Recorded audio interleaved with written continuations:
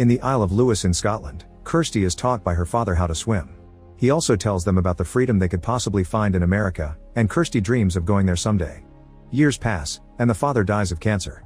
Kirsty lives with her sister Annie and her mother Mary, and together they take care of the farm. To carry his dad's memory with her, Kirsty always wears his cross necklace. One afternoon, the sisters are invited to the road dance, a gathering the village often organizes to have some fun at the end of the day. Mary allows them to go, and on their way there, the sisters are warned by old Peggy to be careful when it comes to boys, who are taking more and more interest in them now that they've become ladies. At the party, the boys are teasing Murdo, who is serving the country as a messenger between units in Glasgow. Murdo has a deep love for books and prefers them rather than socializing, which is why the others like to make fun of him. When Murdo finally gets his tormentors off his back, he finds a quiet place where he can read in peace, and Kirsty follows him to spend some time with him. It turns out they're having an affair that they're keeping secret because they aren't married yet, but Murdo promises he'll give Kirsty the life in America she's always wanted someday. Their little meeting is cut short when they see old Skipper hanging around, so they decide to leave not to be found. The next Sunday after attending Mass, Kirsty takes Murdo to the beach where her father used to take her swimming and learns that Murdo's own father never made it back after a fishing accident. Murdo never learned how to swim, thus Kirsty promises to teach him one day. That afternoon, the lovebirds have their first kiss. The next day, Mary scolds her daughter for coming home late, to which Kirsty replies with a lie about losing track while reading.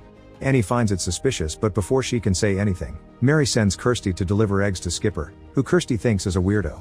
In the evening, Annie guesses Kirsty had something great happen to her, and after she swears she won't tell their mother, Kirsty decides to share with her little sister what kissing a boy feels like. Sometime later, the villager receives an official announcement calling for all the young men to join the army, which is obligatory. Afterward, Murdo meets Kirsty at the beach so she can finally teach him to swim, using the same technique her father taught her. Once their little date is over, Murdo finally tells Kirsty he's been called to fight in the front lines, which breaks Kirsty's heart.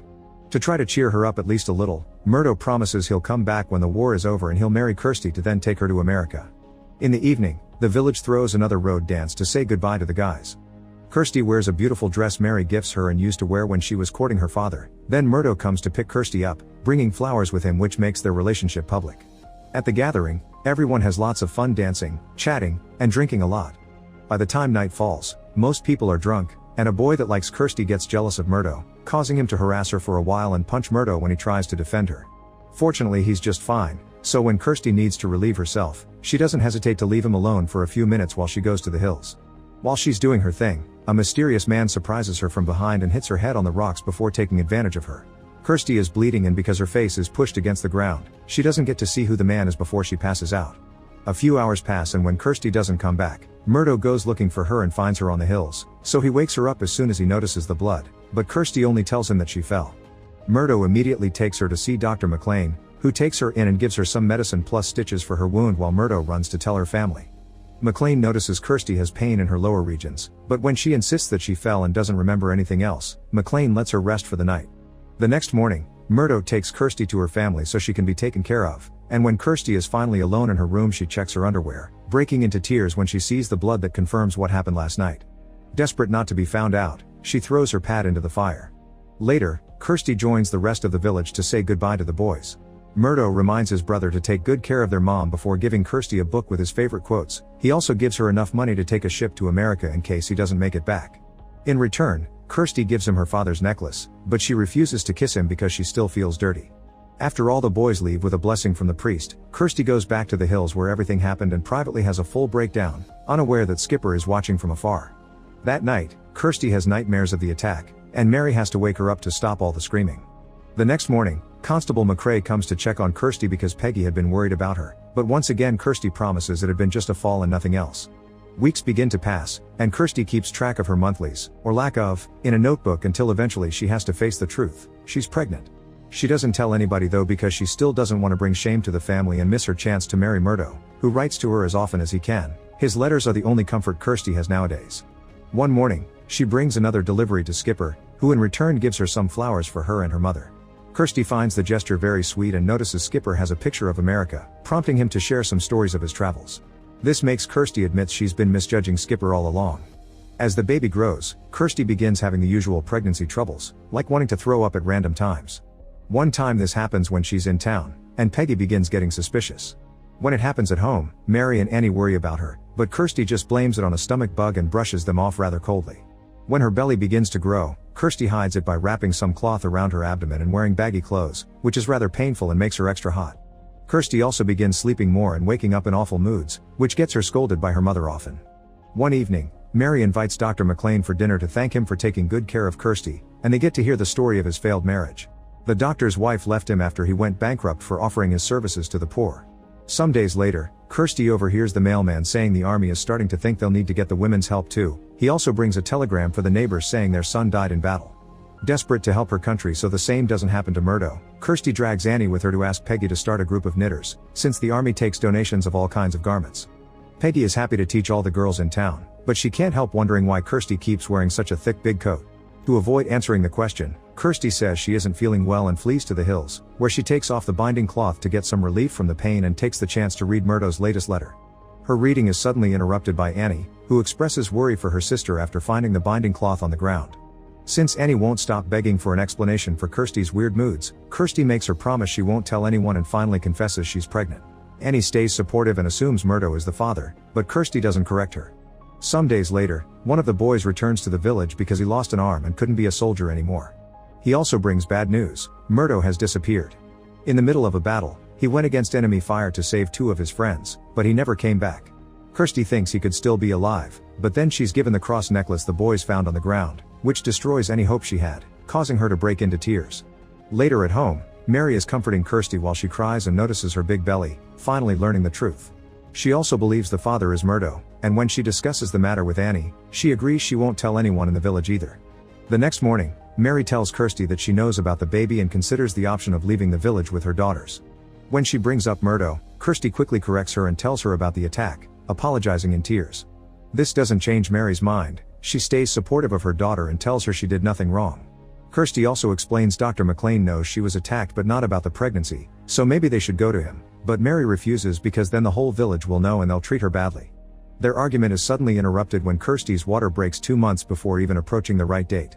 To make matters worse, at that moment the local priest comes to the house to offer some prayers for Murdo's death, but Mary quickly sends him away saying Kirsty is sleeping and needs to rest after hearing the bad news. Afterward, Mary and Annie help Kirsty give birth right there on the bedroom floor, which is a very painful experience for Kirsty, but by the end of it she's eager to hold her child. At first Mary doesn't want to hand the boy to her because she doesn't want Kirsty to get too attached. The plan is to send the baby away so he can have a good life away from judging villagers. But Kirsty continues to cry and beg, thus Mary gives in and allows her to hold the baby for just a moment before taking him away from the night. Kirsty wants to keep the boy, but Mary reminds her that for now she needs to rest and they can discuss things in the morning. After Kirsty falls asleep, Mary takes care of the baby, but he won't drink milk and he looks extremely pale, most likely because he was born early.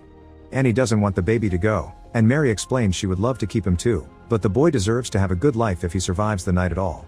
Kirsty, who had only been pretending to be asleep, overhears all this and waits for her family to fall asleep to take the baby and leave the house in the middle of the night, intending to take him to the doctor. Unfortunately, Mary had been right and the baby dies while Kirsty is still crossing the hills. When Kirsty notices, she apologizes in tears and puts her necklace inside the baby's clothes before deciding to end things because she feels guilty for the baby's death. At that moment, Annie and Mary arrive, but it's too late. The baby is taken away by the waves and Kirsty almost drowns. As she begins remembering her father's swimming lessons, Annie appears in the water and helps her sister out. In the morning, Skipper finds the baby on the shore and tells McCrae, who immediately goes to see the doctor to ask him if he knew of any pregnant women in the village. McLean responds he doesn't, and when McCrae remembers the weird circumstances around Kirsty's supposed fall months ago, McCrae sticks to his story. Still unconvinced, McCrae takes the doctor to Mary's home and makes him check on Kirsty to be sure she hadn't been birthed. Luckily the constable stays outside the room, so McLean tells the family he's on their side and does the corresponding checkup while whispering to Kirsty that she can trust him. This makes Kirsty uncomfortable, but she isn't sure why. Once the checkup is done, the doctor lies to McCrae and tells him Kirsty is still pure. McCrae leaves the family alone for now, but he's still suspicious of how weird everyone was behaving in that house, so he promises to get a second opinion. All this is overheard by Peggy from behind her window. The next Sunday during Mass, McLean secretly informs Mary of the doctor from the city that will be coming later to check on Kirsty again. By the time McCrae shows up with the new medic, Mary is ready, since once again the constable will be waiting outside. Annie pretends to be Kirsty, and the doctor reports to McCrae that everything is fine here. McCrae is furious over the lack of proof, so McLean tells him to get over it. The baby was probably stillborn and the water must have brought him from another village. This is also overheard by Peggy. All this time, Kirsty can't sleep well because she feels responsible for the baby's death, no matter how many times Annie reminds her that it hadn't been her fault. The flashbacks of the attack also keep appearing in her nightmares, and one morning, she has a realization that makes her finally leave her home. She goes to see Dr. McLean and accuses him of being her attacker. At first he plays dumb, but he can't deny it anymore when Kirsty explains that when he whispered to her at home, she recognized the smell of the whiskey in his breath, which matched the attacker's. Kirsty calls him a sick man and swears to never forgive him, leaving it in the hands of God to judge. At that moment, Constable McRae shows up and Kirsty leaves in a hurry, ignoring the doctor's pleas to hear him out. McRae finds this very suspicious and rushes inside the doctor's house when he hears a gunshot while Kirsty goes home in tears, getting the attention of everyone in the village including Peggy and Skipper. Once she gets home, Kirsty tells her family that the doctor did it, but before they can discuss things further, McRae bursts in and announces McLean is dead. He used his own gun to end things. He wants to accuse Kirsty of many crimes and calls her out for her forbidden affairs with men, but Mary immediately comes in her defense, explaining McLean attacked her and that a secret dark past would explain why a supposedly great doctor suddenly came to this village in the middle of nowhere. Suddenly Peggy shows up as well and sends McRae away with fury, pointing out McLean had had a choice but Kirsty hadn't.